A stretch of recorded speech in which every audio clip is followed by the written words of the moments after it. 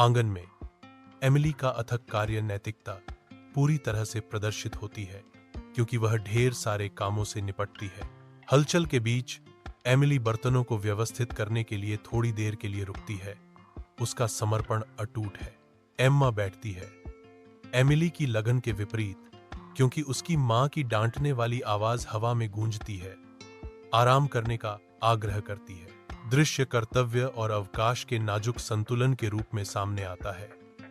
खुली हवा में रोजमर्रा की जिंदगी का एक चित्र एमिली निराशा से देखती है, क्योंकि उसकी क्रॉस स्टिच कुएं की अंधेरी गहराई में गिर जाती है। दृढ़ संकल्प से प्रेरित होकर एमिली अज्ञात से विचलित हुए बिना कुएं में उतरती है। वह कुएं में और गहराई तक जाती है। हर हरकत उसके संकल्प से प्रेरित होती है। गहराई से उभरते हुए एमिली खुद को एक लुभावनी जादुई दुनिया में पहुंचा हुआ पाती है। अपने हाथ में क्रॉस सिलाई लिए एमिली एक मोहक दुनिया के प्रवेश द्वार पर खड़ी है। एक जादुई बगीचे में जो धूप से नहाया हुआ है, एमिली प्रकट होती है, जैसे कि वह एक सपने से आई हो।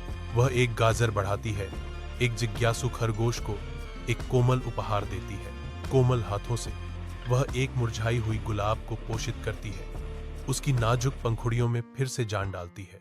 उसकी यात्रा जारी है, क्योंकि वह हॉली के घर के पास पहुंचती है, जो जादुई पत्तों के बीच बसा है। होली का घर बुलाता है, जादुई बगीचे के दिल में रहस्य और आश्चर्य का वादा करता है।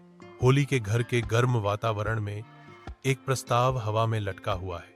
होली एमिली को आश्रय प्रदान करती है, एक असामान्य शर्त के साथ। हर सुबह बिस्तर को पंखों से ढकना होगा।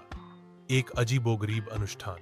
एमिली का चेहरा राहत और कृतज्ञता से चमक उठता है। खुशमिजाज भावना के साथ एमिली इस कार्य को स्वीकार करती है, अपनी नई भूमिका को अपनाने के लिए तैयार। एमिली की शानदार वापसी आंगन को सुनहरे वैभव के दृश्य में बदल देती है। उसकी मां और बहन विस्मय से देखती हैं।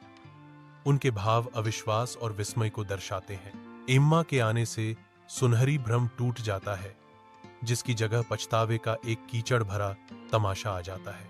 एम्मा को बहनों के भाग्य के बीच का गहरा अंतर महसूस होता है, जो उसकी गलती की मूक स्वीकृति है। साझा समझ के एक पल में बहनों ने एकता बनाई। एक साथ काम करने का उनका फैसला उम्मीद की एक चिंगारी जलाता है।